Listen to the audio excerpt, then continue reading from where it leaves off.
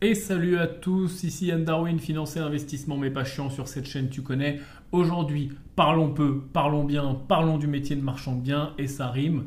J'ai eu plein de questions, je sais pas, en ce moment il y a peut-être un engouement, il y a peut-être une hype, une mode, je sais pas, autour du métier de marchand de biens. Il y a pas mal de questions, donc j'ai décidé, comme on avait fait pour la playlist fondamentaux bourse, de peut-être faire quelques vidéos sur le métier de marchand de biens et peut-être mettre ça dans une playlist fondamentaux marchand de biens pour répondre aux questions les plus fréquentes. Donc ce que je te propose, c'est dès maintenant de mettre dans les commentaires, en plus d'aider au référencement de cette chaîne, merci à toi, les questions qui t'intéressent par rapport au métier de marchand de biens et je pourrai répondre au fur et à mesure des vidéos. Aujourd'hui, dans la première, je pense qu'il faut faire un état des lieux de savoir oui ou non est-ce que le métier de marchand de biens est fait pour toi, qu'est-ce qu'il veut dire, comment il fonctionne de façon générale et surtout par où commencer suivant son profil. Parce que est-ce que je peux me lancer quand je suis débutant, quand je ne suis pas débutant, est-ce qu'il faut de l'argent, est-ce qu'il ne faut pas d'argent, c'est tout ce qu'on va voir aujourd'hui.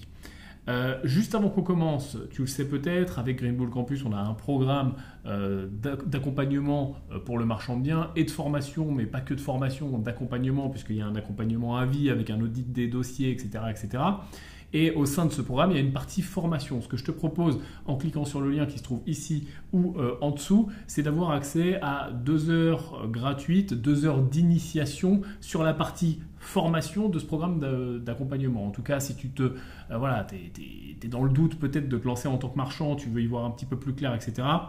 Voilà, ça te permettra d'ouvrir un petit peu la porte, de commencer à voir ce qui se passe. Et puis, si ça t'intéresse, tu pourras aller plus loin avec nous. Si ça ne t'intéresse pas, tu auras profité de 2 heures d'initiation gratuite autour de ce métier-là. Donc, ça fait plaisir. Le lien, il est là, il est en dessous.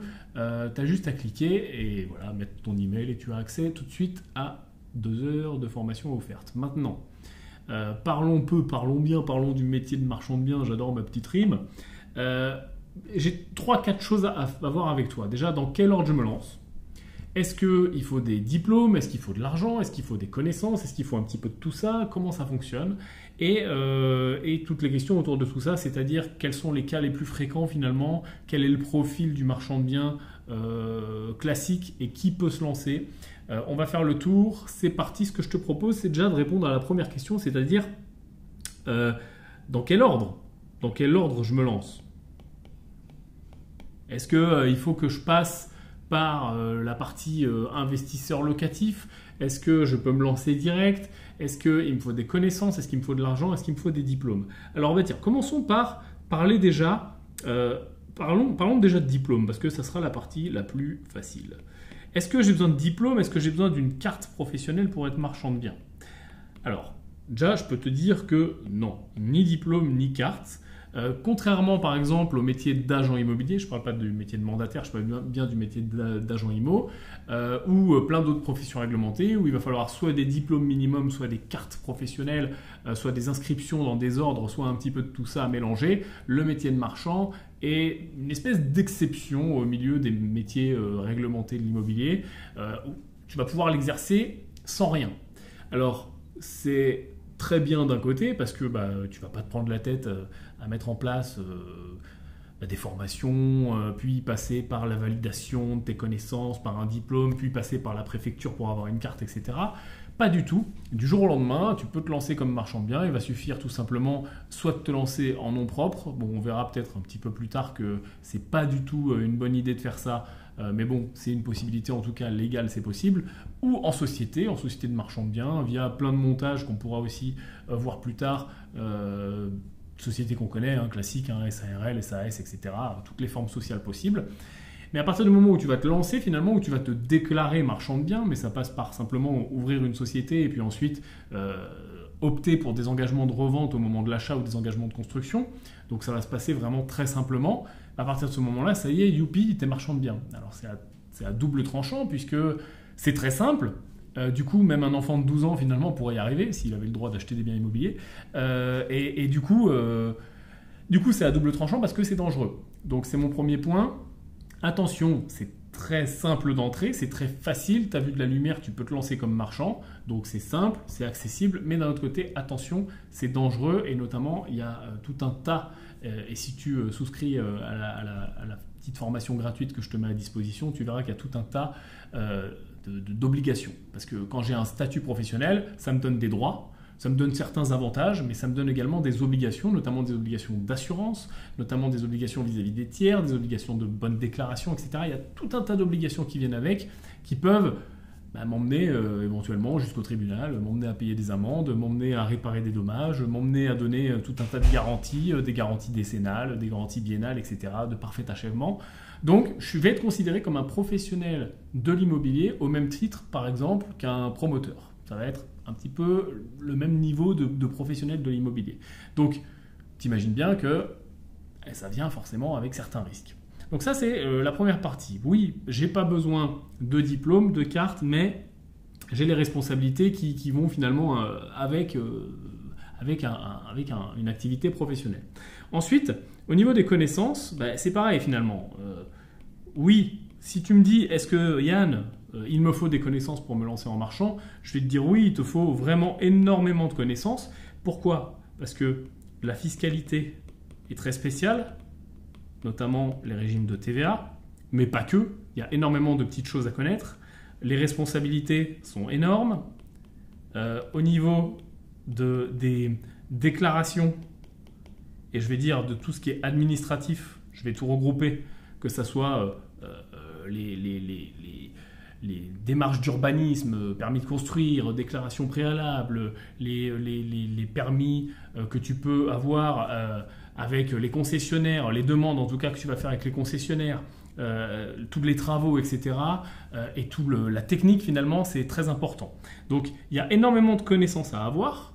Mais finalement, est-ce que quelqu'un va te forcer à les avoir ? Est-ce que quelqu'un va vérifier à l'entrée, monsieur, attendez, est-ce que vous avez les bonnes connaissances ? Est-ce que ton banquier va vérifier tes connaissances ? Est-ce que ton notaire va vérifier tes connaissances ? Non. Donc pareil, très ouvert, très facile, mais aussi très dangereux, très casse-gueule. Et puis là, je vais rapide dans les exemples, mais on pourrait descendre très profond. Puisque je te rappelle que finalement, un marchand de biens, c'est un petit peu comme un chef de chantier, un chef d'orchestre, un espèce de boss finalement, qui est au sommet d'une entreprise, qui est tout simplement un chef d'entreprise. Déjà, souvent, je te dis qu'un investisseur immobilier, c'est comme un chef d'entreprise, mais un marchand de biens, c'est vraiment comme un méga chef d'entreprise, c'est-à-dire que toi, tu vas être là-haut et puis il va falloir faire bosser tout le monde. Et quand je dis tout le monde, c'est tout le monde. C'est-à-dire que autant dans l'équipe d'un investisseur locatif, on connaît, on a globalement une banque, plusieurs banques, on va dire un banquier, on a globalement un artisan, plusieurs artisans, donc on va dire une équipe d'artisans, on a parfois... Si l'investisseur est un petit peu avancé, des métiers un petit peu plus avancés également, comme par exemple des maîtres d'œuvre, architectes, géomètres, etc. Mais ça va s'arrêter globalement là. Je ne vais pas aller très profond. Un marchand de biens qui fait une multitude d'opérations, qui gère une multitude d'opérations, il va travailler avec tous ces métiers et il va devoir également mettre en place des relations bancaires qui vont être beaucoup plus profondes parce qu'il ne va plus taper avec le service classique, le directeur d'agence, les engagements, mais il va travailler avec le service de la promotion immobilière.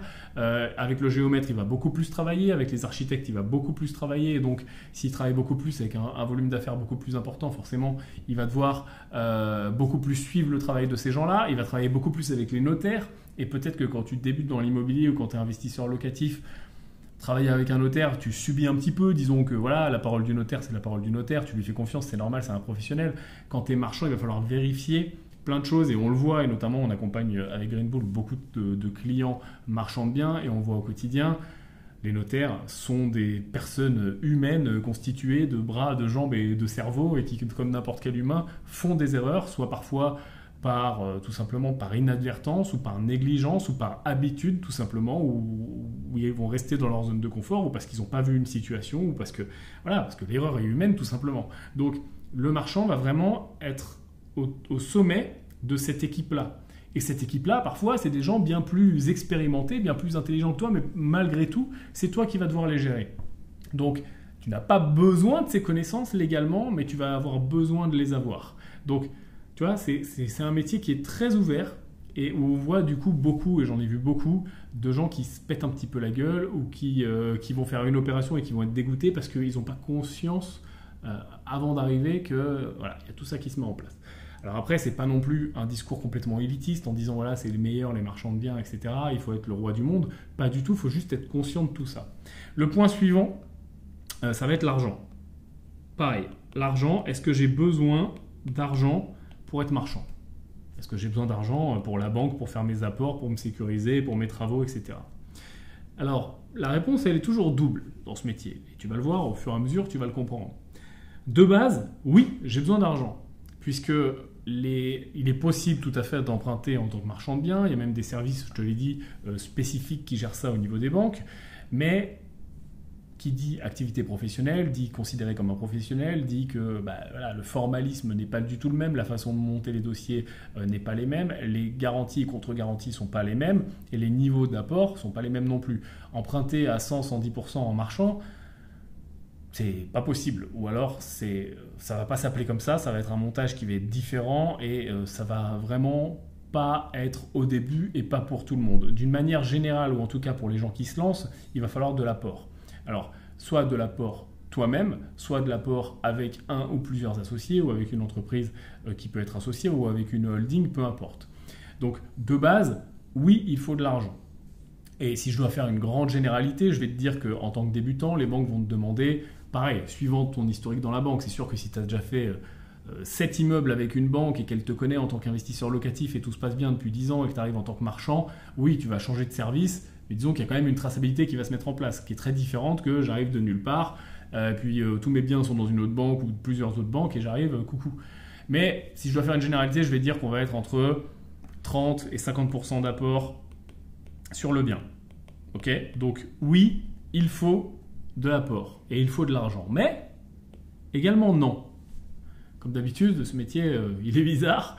Et il y a des vérités et des contre-vérités dans tous les sens. Et s'il y a bien un métier de l'immobilier où il faut ne pas chercher de route parfaite et de recettes de cuisine magique à suivre A, B, C, D, E pour avoir le beau gâteau à la fin, c'est bien ce métier-là. Ce métier-là, il y a une multitude de A, de B, de C, de D pour arriver au gâteau à la fin qui peut avoir une multitude de formes. Et c'est pour ça que les connaissances, elles ne sont pas obligatoires, mais elles sont vraiment nécessaires. Elles ne sont pas obligatoires légalement, mais elles sont vraiment nécessaires. Pourquoi je dis qu'il ne faut pas forcément de l'argent ? Parce qu'on est vraiment dans un pan de l'immobilier qui adore l'association, qui adore le fait de se mettre en commun, qui adore le fait de se tirer vers le haut, qui adore le fait de mélanger les compétences. Est-ce qu'il faut finalement être tout seul sur une opération de marchand de biens ou dans une entreprise de marchand de biens ou est-ce qu'il faut attendre péniblement des années et des années avant de se lancer ? Pas forcément. Tu peux très bien faire de la structuration de dossier, le présenter à des gens, t'associer avec des gens, etc. D'ailleurs, on va en venir sur le point suivant, tu vas comprendre un petit peu mieux. J'ai classé globalement 4 grandes catégories d'investisseurs qui veulent se lancer en marchand. Et tu vas réfléchir dans quelle catégorie tu te trouves et je vais faire en sorte de t'expliquer au mieux ces 4 différentes catégories et est-ce que c'est le bon moment ou pas pour toi. Le cas numéro 1, je vais dire que c'est le cas le plus fréquent, c'est la voie royale, ok ? On va dire que c'est l'investisseur locatif expérimenté, ok ? Donc ça, c'est en effet le cas qu'on voit le plus souvent chez les marchands de biens qui se lancent. Et ça se comprend très bien, tu as déjà fait 1, 2, 3 lots, 5 lots, 10 lots, 1 immeuble, 2 immeubles, 5 immeubles. Tu es expérimenté dans l'investissement locatif, tu as compris comment ça marche, tu as vu des situations, tu as vu des travaux, tu as géré des locataires, tu as géré des emmerdes. Tu en as peut-être soit un petit peu marre de trop gérer de locataires et vraiment de faire du locatif, donc tu as envie du coup de garder les biens moins longtemps, de faire des allers-retours pour arrêter cette partie un petit peu chiante, un petit peu gestion, parce qu'il y a des gens qui ont vraiment ce profil-là, ou au contraire, t'aimes bien, t'es ok avec ça, mais t'as envie de dynamiser ton patrimoine, d'accélérer, d'aller plus vite, et t'as très bien compris que cash is king, et c'est vraiment ça dans l'investissement locatif, dans l'investissement tout court d'ailleurs, et aussi et surtout dans le marchand de biens, cash is king, le but c'est de faire grossir. Pour faire grossir, il n'y a pas 50 solutions, il faut générer du cash. Pour générer du cash, il n'y a pas 50 solutions, ça va quand même plus vite de prendre des gros tickets sur des sorties, des reventes, etc. à coût de 10, 20, 30, 50, 100 000 et plus, que d'attendre péniblement des mois et des années, de toucher les loyers, le cash flow, 30 euros par-ci, 50 euros par-là, 200 euros par-là. Ça se comprend très bien. Globalement, peu importe les motivations, mais voilà, ce profil d'investisseur, ce profil de futur marchand ou de nouveau marchand, l'investisseur immobilier locatif expérimenté. Alors, cette personne-là, elle a des avantages parce qu'elle a déjà vu un petit peu ce qui se passe dans l'immobilier. Elle a déjà traité avec des agents immobiliers, traité avec des notaires, traité avec des artisans, géré des retards de travaux, géré des paiements de loyers en retard, des entrées et des sorties de locataires, du montage de meubles et tout ce que tu veux. Donc, c'est la voie royale et en effet, si tu te sens OK, c'est pas une question de nombre. Tu peux en avoir fait 2 comme tu peux en avoir fait 10. Finalement, moi, c'est un petit peu mon profil. Quand je me mets sur quelque chose, j'aime bien y aller à fond, j'aime bien rusher. Et je sais qu'il y a plein de gens qui sont comme ça, qui se mettent à fond, qui rushent. C'est pas une question de ça fait 5 ans que tu fais du locatif, donc ça y est, tu es prêt, jeune padawan, ou alors tu as fait un nombre de lots qui est précis. Non. Si tu te sens à l'aise, que tu as. Tu vois, tu te deal with it, quoi. C'est-à-dire que ça y est, ok, t'as réussi, t'as vu que ça marchait, t'as rushé, ça t'a pas fait plus peur que ça. Oui, il y a eu des imprévus, tu les as gérés, tu te sens prêt, quoi, globalement. Tu sens que t'as l'expérience de gérer plus de problèmes. S'il y en a d'autres qui arrivent, bon, ben, je les gère. Ça, c'est le premier, c'est ce que j'appelle la voie royale. Hein. C'est pour moi le meilleur profil, ok. Ce que je te recommande, bah, c'est de te poser la question. En plus de ces gens-là, je vais les mettre dans la même catégorie. Donc les gens investisseurs locatifs expérimentés ou les professionnels de l'immobilier déjà.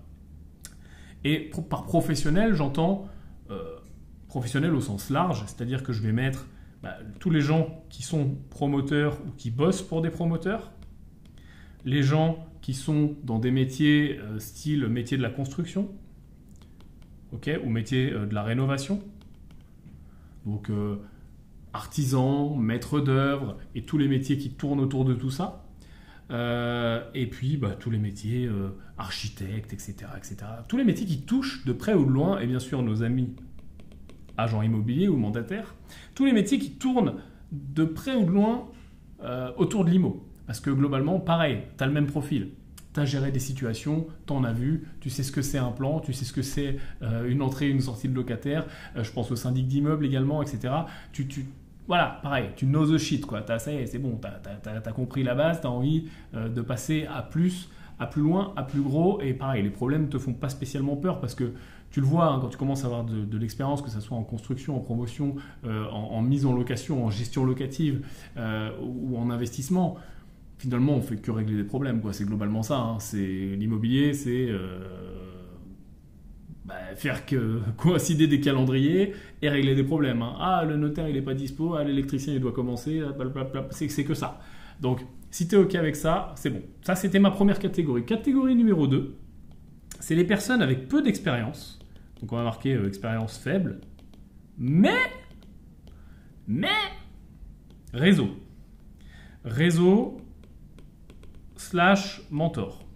Moi, c'était mon cas. Quand je me suis lancé en tant que marchand de biens, j'avais une expérience locative faible, voire quasi inexistante, puisque j'étais en train de commencer, de prospecter, de mettre mes premiers biens sous compromis, etc. Et j'ai rencontré un associé qui m'a fait monter en compétences, qui était déjà marchand de biens, etc. Enfin, l'histoire classique d'association que tout le monde connaît. Ça marche très bien.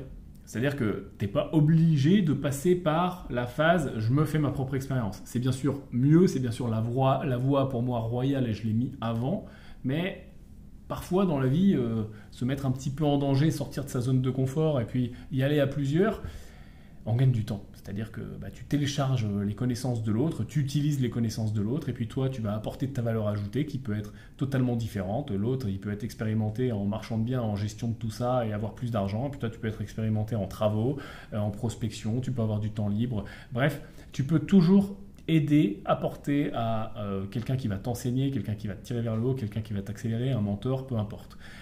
Et ça fonctionne vraiment très bien. Donc, recherche si tu es dans ce style d'investisseurs ou de personnes que tu vois qu'autour de toi il y a 1, 2, 3 personnes qui pourraient t'inspirer, qui pourraient te tirer vers le haut, n'hésite pas à demander, n'hésite pas à y aller, n'hésite pas à poser des questions. Ah, t'as déjà fait des opérations de marchand, putain ça m'intéresse vachement, mais je suis débutant, mais peut-être que demain si tu cherches quelqu'un pour t'aider ou un associé, moi je peux apprendre, j'ai envie d'apprendre et je peux aider, je peux faire des choses, je peux aller sur le terrain, je peux prospecter, je peux régler des problèmes pour toi, etc. etc. Ça marche vraiment bien et tu verras, donne avant de recevoir, propose avant de demander. C'est sûr que si tu arrives en disant s'il te plaît apprends-moi tout, ça ne va pas fonctionner. Donne avant de recevoir, propose avant de demander, sois généreux, provoque ta chance. Des fois, juste aller dans un rendez-vous, boire un café pour discuter, c'est provoquer sa chance parce que la personne en face, tu vas apprendre à la connaître, etc. Des liens vont se tisser, ok ? Donc ça pour moi, tu vois, je le mets en 2, c'est pas plus loin pour moi dans le classement et ça permet d'accélérer vraiment en tant que marchand et de se lancer vraiment en tant que marchand et c'est pour moi pas mal puissant. En 3, je vais mettre les personnes avec, pareil, peu d'expérience, donc même chose, expérience faible ou inexistante, mais du cash. L'argent, la monnaie, la moulaga, la moula. Parce que cash is king, et tu le sais très bien. Donc là, tu vas être à cheval, un petit peu dans la condition qu'on a vue avant, dans la situation qu'on a vue avant, mais au lieu de chercher un mentor ou quelqu'un qui peut te tirer vers le haut, où tu vas apprendre et devenir le jeune padawan, tu vas avoir une position qui est un petit peu encore différente. Oui, tu as des choses à apprendre et oui, tu vas être jeune padawan, mais tu as aussi une capacité d'investissement qui est importante. Et pour un métier qui demande, qui est assez exigeant en termes de capacité d'investissement et de cash, et surtout si tu veux faire des opérations plus grande, parce que tout à l'heure j'ai parlé de 30-50% d'apport, peut-être que tu te dis, voilà, mais c'est énorme, pour faire un immeuble à 3 millions, il faut 1 million d'apport. Oui, certes, mais quand tu commences en marchand, tu vas voir que tu ne vas pas commencer avec des immeubles à 3 millions. Faire un petit aller-retour sur l'appartement que tu as acheté à mamie dans une petite copro, tu l'as acheté 80 000, tu le revends 140, c'est déjà une opération de marchand avec des travaux qui sont très rapides, un petit coup de peinture, rafraîchissement, etc. C'est déjà une opération de marchand qui n'est pas déconnante. Donc, les choses viennent tranquillement, tu vois, les marches viennent les unes après les autres. Mais si tu as de la capacité d'investissement, c'est toujours pareil. Soit tu vas pouvoir faire des opérations plus grandes, ce qui est intéressant parce que forcément, il y a une densité d'argent plus importante et donc le retour sur investissement, théoriquement, si les KPI sont bons, si les chiffres sont bons, que tu ne fais pas n'importe quoi, le retour sur investissement sera important en termes d'argent. Et puis aussi, tu vas pouvoir te diversifier, pas mettre tous tes œufs dans le même panier. Et peut-être qu'au début, il vaut mieux faire 3 petites opérations à 200 000 qu'une grosse à 1 million. Donc ça peut être vraiment intéressant et c'est très recherché par les gens qui se lancent en marchand. Et notamment par les 2 catégories qu'on a vues avant. C'est-à-dire les gens qui ont de l'expérience dans l'immobilier mais pas forcément énormément de cash, qui peuvent être intéressés par ton profil toi avec du cash, ou les gens, comme on a vu aussi juste avant, qui sont des mentors ou des gens qui sont un petit peu plus avancés, qu'on va appeler mentors dans le marchand, donc qui ont de l'expérience mais qui vont être en recherche de levée de fonds, parce que tu vas voir que cash is king, c'est toujours pareil, et plus tu as de fonds, plus tu peux faire des grosses opérations. Donc en marchand, c'est pas déconnant et c'est même pas rare de chercher des fonds, de lever des fonds. Donc toi, tu vas arriver avec des fonds, tout simplement. Et hop, une association magique, quelqu'un qui cherche des fonds, quelqu'un qui a des fonds, ça fonctionne. A priori, déjà, l'équation de base, il y a quelque chose qui marche bien. Donc, pose-toi la question, pareil, c'est pas parce que tu as la composante argent qu'il faut être en mode « Ah ouais, ben moi je vais faire le banquier, je vais rien faire » parce que ça va pas fonctionner. Je te rappelle que tu vas être associé dans les projets, donc tu vas être intéressé au projet et au retour sur investissement, mais également à risque. Et ce qu'on oublie toujours, c'est quand les gens qui veulent se lancer en marchand, tout le temps ils pensent à combien je vais gagner, ils ne pensent pas au risque. C'est comme les gens qui vont se lancer en bourse, ils regardent ok, moi je veux faire 20% par an, ou lui il fait 50, c'est mieux. Oui, mais tu n'as pas regardé le risque en face. Un rendement ne veut rien dire sans le risque en face. Exactement la même chose dans le marchand, exactement la même chose dans n'importe quel investissement. Un rendement, quand on ne compare pas le risque qu'on met en face, il ne veut rien dire. Donc là, c'est pareil, ne voit pas que le rendement, on voit aussi le risque. Donc même si tu es le financier de l'affaire, que tu as hérité et que tu dis voilà, moi j'ai 1 million à dispatcher, je ne vais pas regarder grand-chose, pour moi, ça ne te dispense pas de te former, ça ne te dispense pas de t'intéresser au métier et de te lancer vraiment dans le métier. Avoir de l'argent, c'est un plus, c'est une caractéristique. Mais ce n'est pas ce qui fait de toi un bon marchand, surtout pas. C'est tout le reste. Okay, et quelqu'un qui n'a pas un copec, qui est complètement sur la paille, mais qui va être bon dans tout le reste, pour une structuration d'opérations, de dossiers magnifiques, etc., il va arriver avec un projet super bien, il va aller lever des fonds, et étant donné que le projet est super bien monté, super bien géré, il va trouver des fonds, il va trouver des gens avec qui s'associer, et il va pouvoir enchaîner et lancer le truc, et finalement il sera meilleur que toi avec ton argent, parce que ça ne suffit pas, okay, c'est juste une caractéristique, c'est un truc en plus. Okay, et j'en viens à ma catégorie numéro 4. Ma catégorie numéro 4, c'est quelqu'un qui n'a rien de tout ce qu'on a vu. Ni de l'expérience dans l'immobilier, ni de réseau, ni mentor, ni du cash. Il n'a rien. Il a que dalle. Alors, je l'ai mis en 4, c'est pas pour rien. Mais par contre, il y a des gens qui sont extrêmes. Ok, je vais les appeler les gens extrêmes. Ok. Les gens extrêmement motivés, les compétiteurs, les gens qui sont prêts à se professionnaliser, à structurer des dossiers, à relever des défis, à lever des fonds. C'est la personne dont je parlais juste avant, okay, qui certes, pour l'instant, il en est à A dans l'alphabet et il faut qu'il aille jusqu'à Z Il n'a pas d'argent non plus, mais par contre, il est passionné, il adore ça, il veut se lancer et surtout, il est prêt à apprendre, il est prêt à comprendre, il est prêt à appliquer, à mettre un pied devant l'autre et à tout simplement comprendre qu'il commence un vrai métier. Comme n'importe quel métier, on ne devient pas professionnel en 15 jours. On va devoir aller sur le terrain, on va devoir apprendre, on va devoir se tromper, on va devoir faire des offres refusées, on va devoir structurer des dossiers, faire des négociations, penser qu'on va pouvoir acheter et puis finalement pas trouver le financement, etc., etc.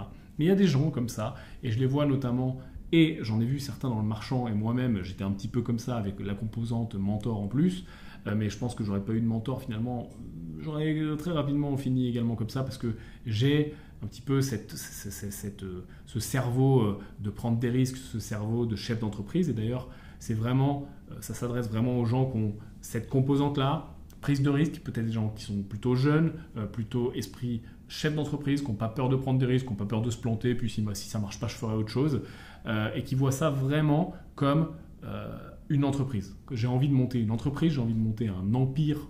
Je mets toujours des guillemets sur ces mots qui ne me plaisent pas trop, un empire immobilier et envie de monter quelque chose de gros. Finalement, c'est un métier vraiment comme un autre. Il y a énormément de choses à savoir et à apprendre. Il faut être bon dans l'organisation, il faut être bon dans le relationnel, il faut faire du management, entre guillemets, avec des gens qui ne sont pas tes salariés, mais qui vont bosser pour toi, mais à plusieurs niveaux, au niveau du petit artisan, le petit peintre, jusqu'au notaire ou à l'avocat fiscaliste. Et il faut arriver à manager tout ça, à faire coller tout ça. Mais il y a des gens qui savent faire ça, qui ont un don pour ça.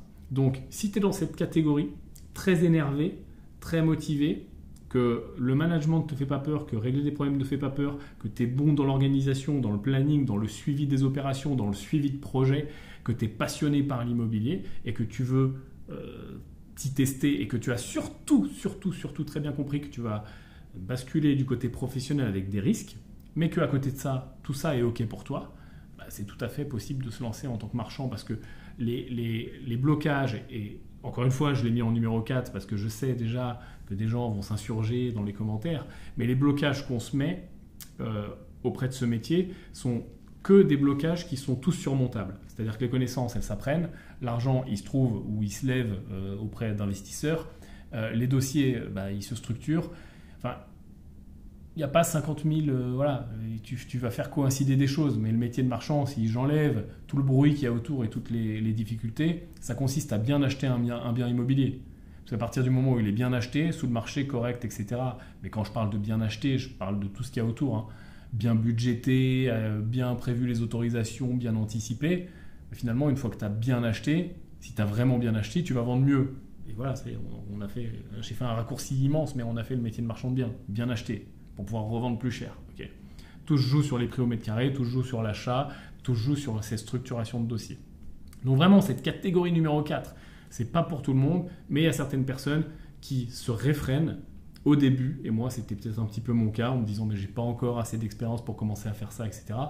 Mais on parle juste de faire du commerce, sauf qu'au lieu de faire du commerce de fringues ou d'ordinateurs ou de fenêtres, tu vas faire du commerce de biens immobiliers. Et c'est pas non plus impossible. Okay. Pose-moi tes questions dans les commentaires. Autour du métier de marchand de biens, on est resté très en surface pour l'instant pour faire un premier grand tour du métier, y voir un petit peu plus clair qui peut se lancer, qui ne peut pas se lancer, qu'est-ce qu'il y a derrière, qu'est-ce qui est risqué, pas risqué, où mettre son attention sur les connaissances, etc. etc. Donc on peut rentrer un petit peu plus dans le détail et puis je viendrai au fur et à mesure du temps agrémenter cette playlist. Donc n'hésite pas, pète la gueule du pouce pour aider au référencement, ça fait toujours plaisir. Et le lien, il est toujours là, il est un petit peu partout pour profiter de 2 heures d'initiation, je dirais, autour du métier de marchand. C'est totalement gratuit pour voir un petit peu ce qui se passe chez Green Bull Campus. Et voilà, si tu veux aller plus loin, tout ce que je te dis, c'est forme-toi, que ça soit avec un centre de formation comme le nôtre. En plus, c'est l'éligible CPF, etc., comme d'habitude, ou ailleurs, peu importe, mais vraiment, c'est un petit peu casse-gueule quand même comme métier. Forme-toi, une erreur est vite arrivée et elle coûte un petit peu cher, les multiples sont rapides, et vu que tu mets à risque une partie de cash, que ce soit le tien ou celui d'un investisseur ou celui de la banque, peu importe, tu vois que les conditions ne sont quand même pas du tout les mêmes, et il est facile, je ne prône jamais l'argent facile, tu me connais, mais il est relativement facile de faire du cash quand même assez vite, parce que les montants sont importants, mais il est aussi facile de perdre du cash assez vite puisque les montants sont importants dans les deux sens. Hein, c'est toujours pareil, on voit toujours le rendement, pensons aussi au risque. Je te dis à très bientôt la team, l'avenir c'est nous. Ciao.